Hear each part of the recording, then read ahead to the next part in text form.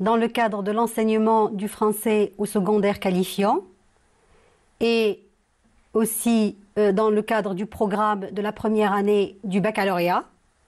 Nous allons entamer aujourd'hui une leçon de lecture au niveau du second module qui s'intitule Antigone, bien sûr, de Jean Anouilh. Rappelons que nous avons fait la présentation à l'entrée dans l'œuvre et nous avons bien précisé que Jean Anouilh a repris cette tragédie à Sophocle et il l'a adaptée au XXe siècle.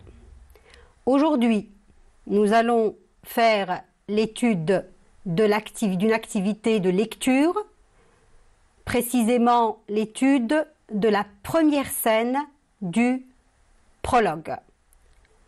Nous rappelons aussi que l'œuvre Antigone de Jean Anouilh n'est pas divisée en actes ni en scènes. Donc, comme on l'a dit dans la séance précédente, les scènes généralement sont déterminées par l'entrée et la sortie des personnages. Le support que nous allons étudier débute avec « voilà », la première phrase ou le premier mot de la scène, « voilà ces personnages » jusqu'à « punis de mort ».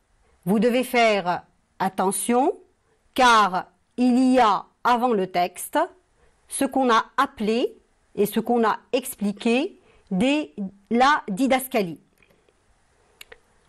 Objectif de la séance.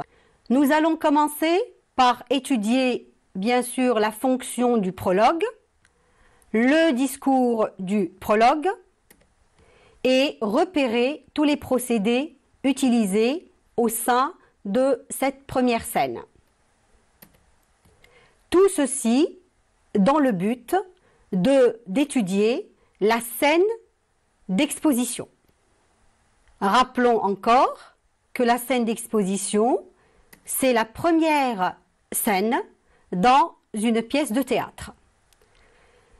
On va commencer par l'identification du texte. Et bien sûr, on va expliquer ce que veut dire le mot prologue. Le prologue est un mot du théâtre grec qui désigne la première partie de l'action. Il précède l'exposition ou la présente, comme dans le cas de Antigone de Anouilh. Il ouvre la pièce, il informe, il décrit et raconte. Le prologue se compose de la didascalie, qui est, on l'a bien précisé, une indication scénique. Elle a pour objet d'annoncer la présence des personnages sur scène. Elle a aussi pour objectif de les présenter le décor et bien sûr l'avancée du prologue. Le prologue est un personnage qui prend la parole pour s'adresser au public au nom du dramaturge. Et le dramaturge au niveau de cette pièce est bien sûr Jean Anouilh. Quelle est la fonction du prologue? Eh bien, le prologue, c'est le porte-parole du dramaturge. Son rôle, c'est de présenter un à un les personnages. C'est un personnage à part entière. Il ouvre le spectacle par le présentatif « voilà ». Il commente l'action sans y participer. Il annonce aussi les événements tragiques. Premièrement, il va dès le début nous donner justement, nous parler du sort d'Antigone et des deux frères qui se sont entretués pour le trône. Faites attention, ici il est en train de faire un retour en arrière afin de situer le drame des deux frères d'Antigone.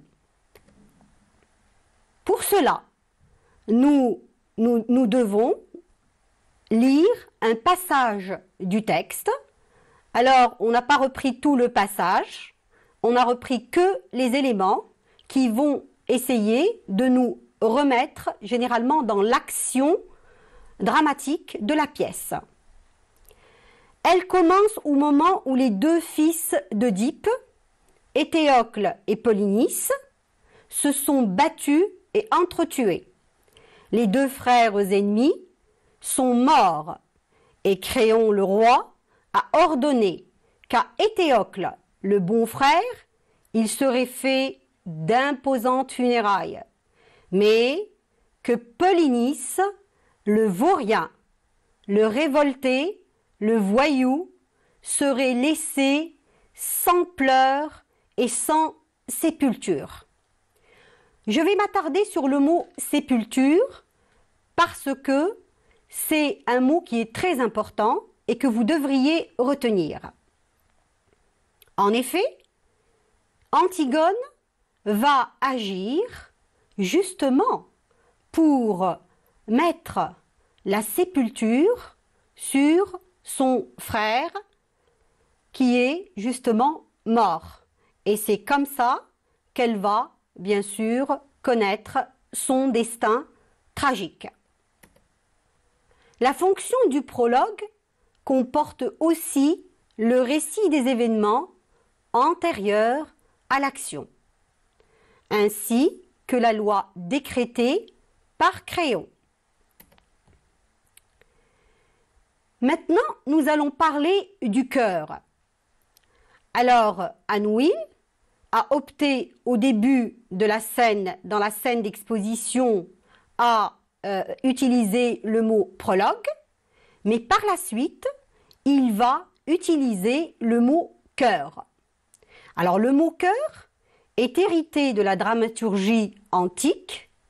Il est essentiel comme transition entre le monde réel et l'illusion. Rappelons que la pièce, elle est jouée. C'est lui qui fait passer de l'univers réel des acteurs à celui des personnages en présentant les rôles. Elle s'appelle Antigone et il va falloir qu'elle joue son rôle jusqu'au bout.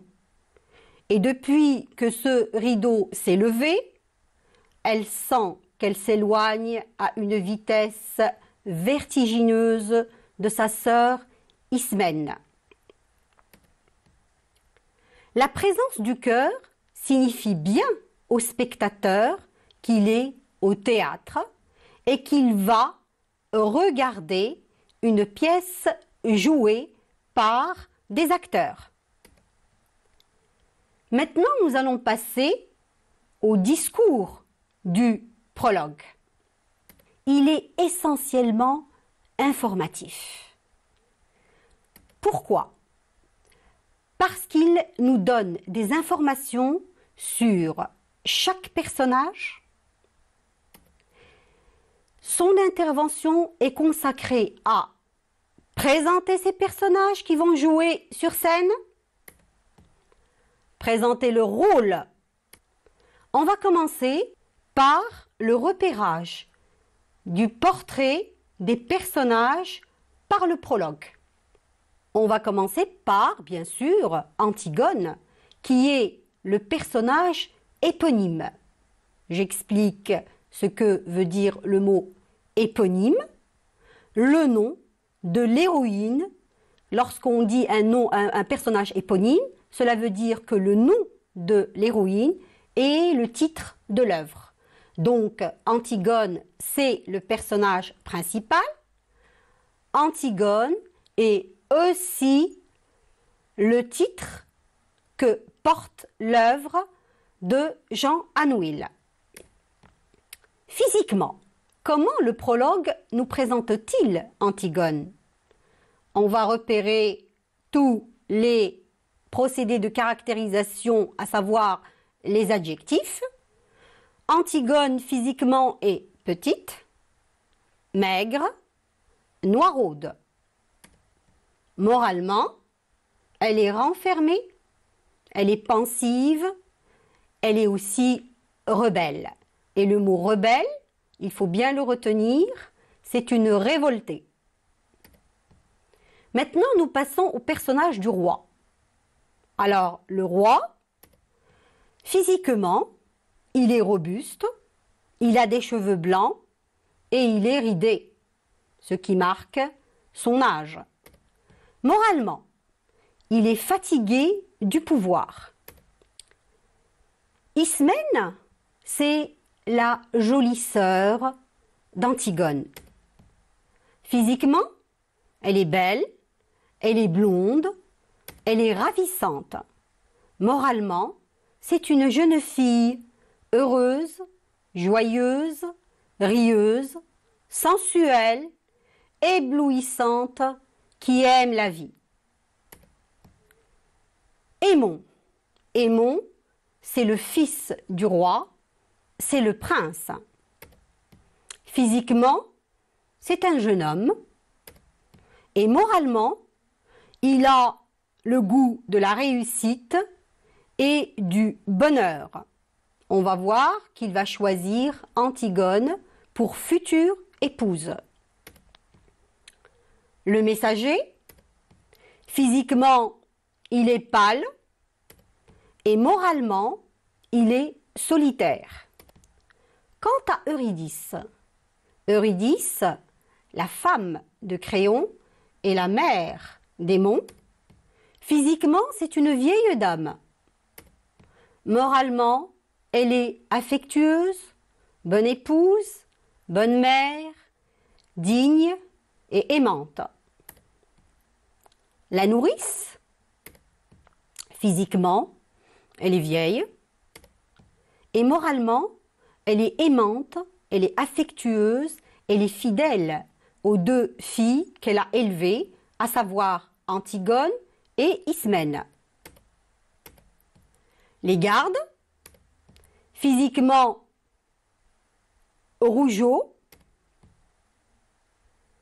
moralement respectueux de la loi, obéissants, satisfaits d'eux-mêmes, innocents, dépourvus de toute imagination. Le page, physiquement, il est jeune et moralement, il est passif et fidèle. Tout en racontant et en présentant, le prologue donne son point de vue sur les personnages. Par le choix des adjectifs, on a bien noté le portrait des personnages et l'utilisation comme des adjectifs comme noiraude, jeune, maigre, renfermé, lorsqu'il a décrit bien sûr Antigone, et par le choix des modalisateurs, puisque le prologue donne son avis sur chaque personnage. Lorsqu'il a dit, dans le passage, qu'il ne peut rien non plus pour lui, il ne deviendrait jamais le mari d'Antigone. Le ton adopté par le prologue, notons-le, est tragique, car il veut surprendre et intriguer le lecteur et bien sûr le spectateur. Maintenant, nous allons parler des procédés utilisés. Les procédés narratifs mis en œuvre par le texte. Nous avons en début, premièrement, les indicateurs de temps. Le temps réel, c'est le temps actuel, ancré dans la situation d'énonciation, d'où l'utilisation du présent. Lorsque le prologue dit « elle regarde droit devant elle » ou bien « elle pense ». Le temps est aussi marqué par des indicateurs temporels comme maintenant, en ce moment, tout à l'heure. Le prologue, nous l'avons dit tout à l'heure, fait aussi un retour en arrière, en évoquant l'histoire d'Œdipe et de ses fils. On appelle ça un temps fictif. Le temps fictif, c'est le temps de l'histoire antérieure à la situation de présentation. Il se fait par un retour en arrière. Les événements, évidemment, sont passés, donc coupés de la situation d'énonciation. Et le prologue a utilisé des expressions à l'intérieur des phrases suivantes. Un soir de bal où il n'avait dansé qu'avec Ismène. Vous avez l'expression un soir. Ismène riait aux éclats. On a utilisé ici l'imparfait qui marque des actions durables dans le passé. Il y a aussi l'utilisation de avant du temps d'Œdipe et quand.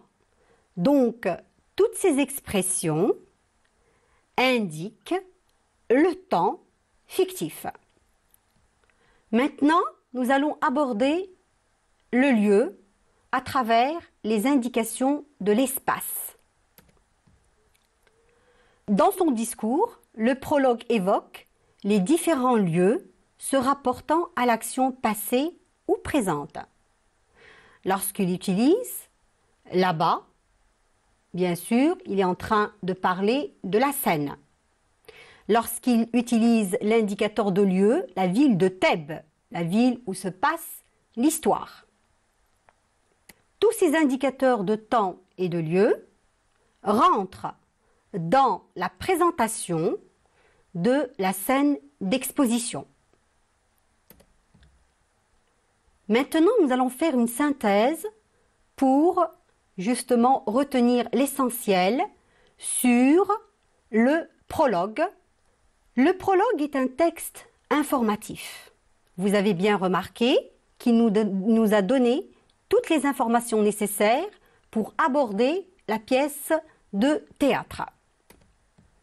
Il a pour fonction de présenter et de préparer les lecteurs ou bien le public à ce qu'ils vont lire ou voir.